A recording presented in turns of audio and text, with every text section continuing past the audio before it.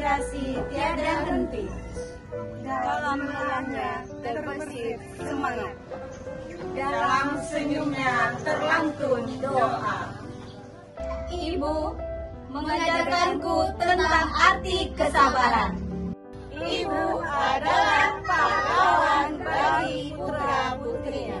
Ibu dengan segala kelembutannya. Kita bangga pada Ibu.